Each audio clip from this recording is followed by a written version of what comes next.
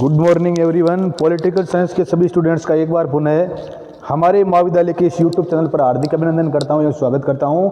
और जिस किसी भी स्टूडेंट ने अगर हमारे महाविद्यालय के इस यूट्यूब चैनल को सब्सक्राइब नहीं किया तो सब्सक्राइब कर लो, ताकि जो नए वीडियो या जो रोज़ यहाँ पर ऑनलाइन क्लासें होती है उनकी अपडेट आपको मिलती रहे और आप अपनी जो तैयारी है उसको अनवरत जारी रख सके।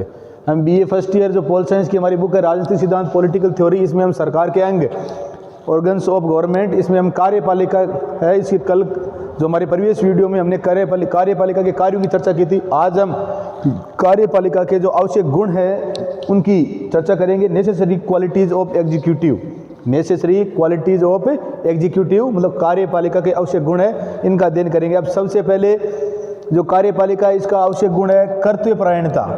कार्यपालिका का आवश्यक गुण कर्तव्यपरायणता। व्यवहार के अंतर्गत कार्यपालिका के कार्य बहुत अधिक व्यापक है और कार्यपालिका अपने कार्य उसी समय सफलतापूर्वक संपन्न करती है जबकि उसमें कर्तव्यनिष्ठा की भावना हो। कार्यपालिका के पास बहुत सारे कार्य है और वो कार्य तभी सही रूप से कर पाएगी जब उसमें क्या हो, कर्तव्यपरायणता की क्या हो, भावना हो। तब वो अपने कार्यों को क्या कर पाएगी, सही ढंग से कर पाएगी। कार्यपालिका को अपने उत्तरदायित्व के प्रति, कार्यपालिका की हमारे को पता है कि कोई भी काम करेंगे तो उसमें क्या होती है, उत्तरदायित्व की भावना होनी चाहिए। तो कार्यपालिका को अपने उत्तरदायित्व की भावना है, इसका हमेशा ध्यान रखना चाहिए और उसी अनुसार उसको क्या करना चाहिए, कार्य करना चाहिए। दूसरा है कार्यकुशलता।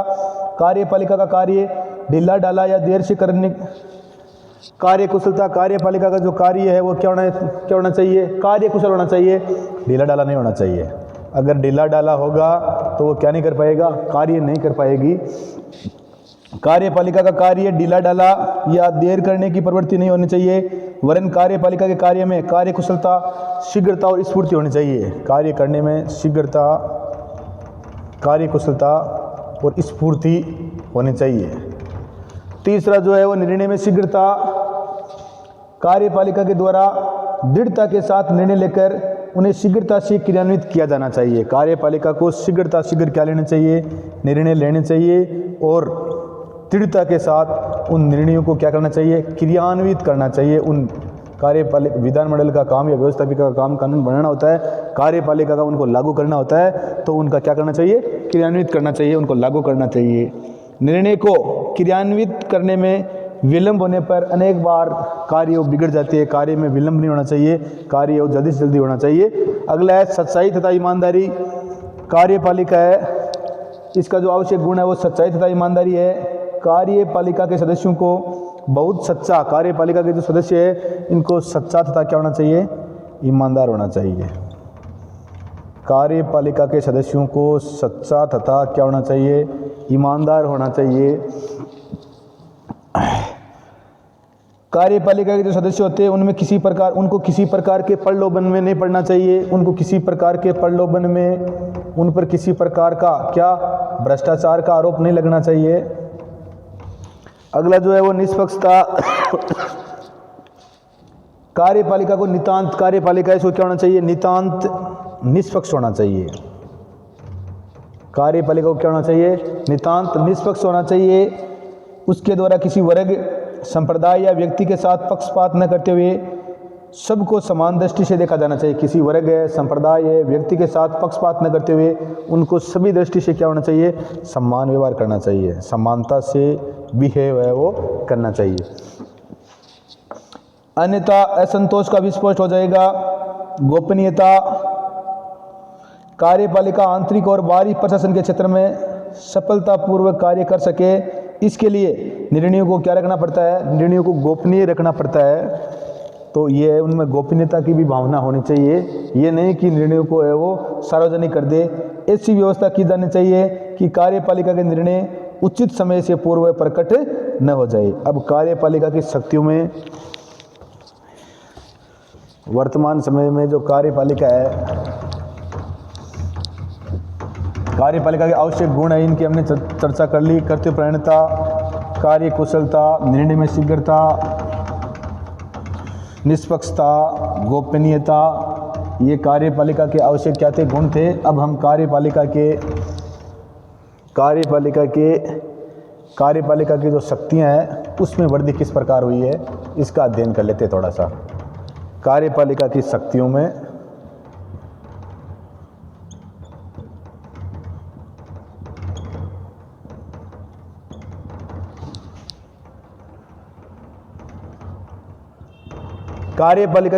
वृद्धि, और वो किस प्रकार हुई है। वर्तमान समय का एक विशेष लक्षण और प्रवृत्ति यह है कि राजनीतिक संस्थाओं का विकास इस तरह हो रहा है जिससे कार्यपालिका की शक्तियों में अभूतपूर्व वृद्धि हुई है। और आज इनका जो कुछ कारण ऐसे हैं जिनके कारण कार्यपालिका की शक्ति में वृद्धि हुई है। सबसे पहला है जन कल्याणकारी राज्य की धारणा।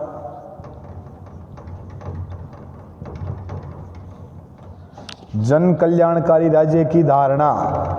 अब कार्यपालिका की शक्ति में वृद्धि इस कारण हुई है क्योंकि आज राज्य की जो धारणा है वो क्या है, जन कल्याण करने वाली है। जन कल्याणकारी योजनाएं कार्यपालिका को व्यापक शक्तियां देने के लिए बाध्य करती है। जिन राज्यों के पास या जिन राज्यों के द्वारा समाज कल्याण की धारणा को अपना लिया गया है वहाँ पर सामाजिक और आर्थिक सुधारों से संबंधित व्यवस्थापन ने कार्यपालिका को बहुत अधिक शक्तियाँ प्रदान की है। दूसरा है दलीय पद्धति।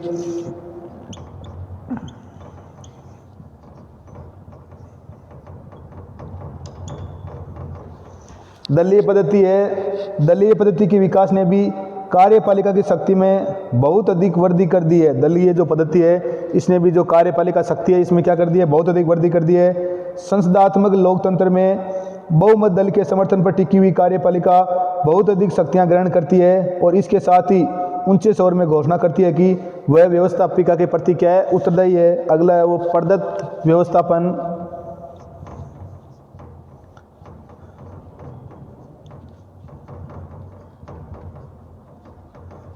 प्रदत्त व्यवस्थापन है वो डेलीगेटेड जो लेजिस्लेशन है। इसे क्या है तो देखो, वर्तमान समय में कानून निर्माण का कार्य बहुत अधिक बढ़ जाने और इस कार्य के जटिल हो जाने के कारण व्यवस्थापिका द्वारा अपनी ही इच्छा से कानून निर्माण की शक्ति कार्यपालिका के विभिन्न विभागों को सौंप दी जाती है। कानून निर्माण का कार्य अधिक बढ़ जाने के कारण या कार्य अधिक जटिल हो जाने के कारण व्यवस्थापिका ने अपनी ये शक्ति है जो कानून निर्माण की, ये शक्ति किसको सौंप दी है, कार्यपालिका के जो विभिन्न विभाग है उनको ही क्या कर दिया है, ये शक्ति सौंप दी है। क्या, कानून निर्माण करने वाले। और इसे ही क्या कहते हैं, जो व्यवस्थापिका ने बहुत ज़्यादा कार्य बढ़ जाने के कारण जो कानून निर्माण की शक्तियाँ वो कार्यपालिका के किसी डिपार्टमेंट को सौंपने के कारण ही इसे क्या कहते हैं, प्रदत्त व्यवस्थापन, डेलीगेटेड लेजिस्लेशन कहते हैं, प्रदत्त व्यवस्थापन कहते हैं। और प्रदत्त व्यवस्थापन के कारण भी कार्यपालिका की शक्ति में क्या हो गई है, बहुत ज़्यादा वृद्धि हो गई है। आधुनिक समस्याओं की जटिलता।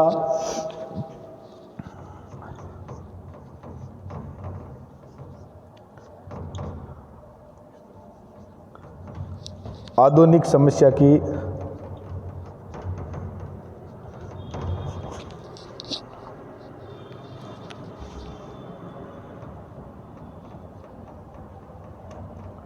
आधुनिक जो समय के अंदर जटिलता है, वर्तमान समय में राज्य को अत्यधिक जटिल समस्याओं का सामना करना पड़ता है और इन समस्याओं को हल करने के लिए जिस विशेष ज्ञान, अनुभव और योग्यता की आवश्यकता होती है वे कार्यपालिका के सदस्यों के पास ही होते हैं। व्यवस्थापिका को सामान्य योग्यता वाले सदस्यों के पास नहीं।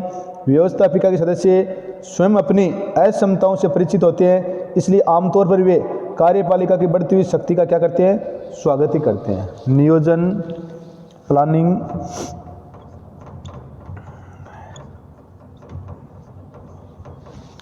नियोजन में देखो, वर्तमान समय के अधिकांश प्रगतिशील देशों द्वारा आर्थिक विकास के लिए प्लानिंग या नियोजन की जो पद्धति है उसको अपनाया गया है। और नियोजन की पद्धति के कारण योजनाएं तैयार करना और इन योजनाओं को कार्य रूप में परिणत करने का कार्य कार्यपालिका के द्वारा किया जाता है और उसकी शक्तियों में क्या हो जाती है, वृद्धि हो जाती है। अगला जो है वो है शक्ति में वृद्धि का कारण अंतर्राष्ट्रीय संबंध एवं विदेशी व्यापार।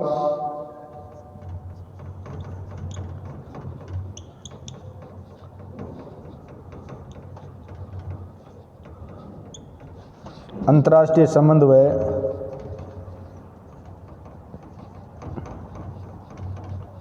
विदेशी व्यापार।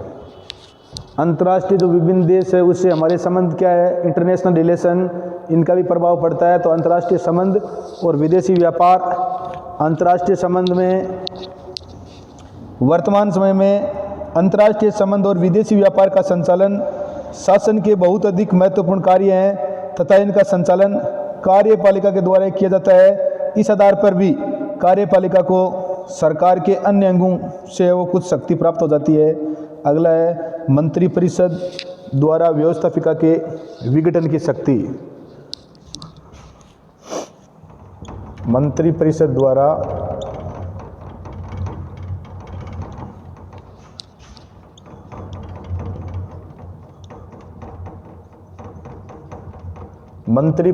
व्यवस्थापिका के विघटन की शक्ति।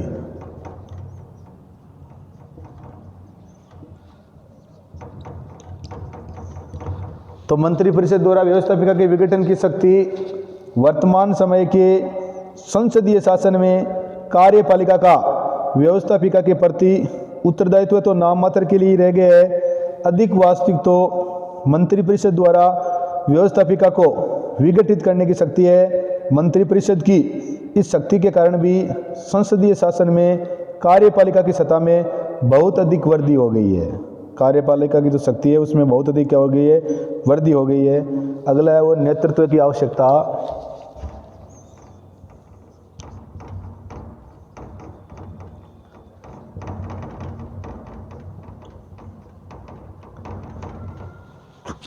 नेतृत्व की आवश्यकता कार्यपालिका की शक्तियों में वृद्धि सबसे अधिक योग दिया है वह तत्व है संपूर्ण राज्य व्यवस्था में नेतृत्व की आवश्यकता। कार्यपालिका की शक्तियों में अगर वृद्धि में सबसे अधिक योग देने का जो कारण है वो क्या है, नेतृत्व की जो आवश्यकता है, लीडरशिप की जो आवश्यकता है, उसने भी कार्यपालिका की जो शक्तियां उसको क्या किया है, सबसे ज़्यादा बढ़ाया है। आज के चिंता के युग और तीव्रता के युग में प्रत्येक राज्य व्यवस्था को एक नेतृत्व की आवश्यकता होती है। व्यवस्थापिका या न्यायपालिका राज्य व्यवस्था का नेतृत्व नहीं कर सकते। ये कार्य कार्यपालिका या कार्यपालिका में भी कार्यपालिका के वास्तविक प्रधान संसदीय व्यवस्था में प्रधानमंत्री और अध्यक्षात्मक व्यवस्था में राष्ट्रपति के द्वारा ही किया जाता है। और इसी कारण जो कार्यपालिका की सत्ता है इसमें क्या होता जाता है, निरंतर विस्तार होता जाता है। लिप्सन एक राजनीतिक विचारक है जिसने कहा है कि लिप्सन ने कहा है कि मतदाताओं द्वारा राज्य को सौंपा गया प्रत्येक नया कर्तव्य मतदाताओं द्वारा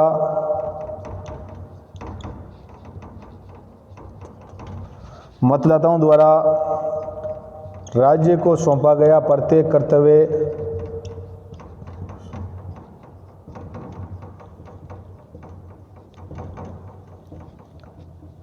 मतदाताओं द्वारा राज्य को सौंपा गया प्रत्येक कर्तव्य और शासन द्वारा प्राप्त की गई प्रत्येक और शासन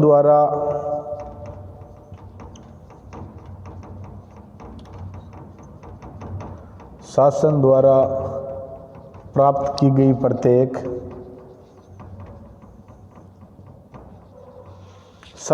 प्राप्त की गई प्रत्येक अतिरिक्त शक्ति ने कार्यपालिका की सत्ता और महत्व में वृद्धि की है।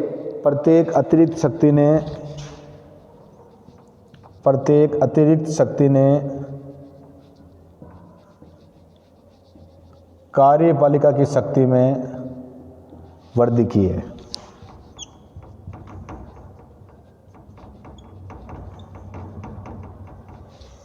तो लिप्सन ने यही कहा है कि मतदाताओं द्वारा राज्य को सौंपा गया प्रत्येक नया कर्तव्य और शासन द्वारा प्राप्त की गई प्रत्येक अतिरिक्त शक्ति ने कार्यपालिका की जो सत्ता और महत्व इसमें क्या की है, वृद्धि की है।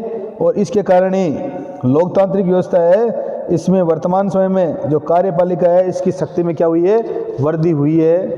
इसके ये हमने जो कार्यपालिका की शक्ति में जो वृद्धि हुई है या वृद्धि होने के कारण है ये मैंने बता दिया।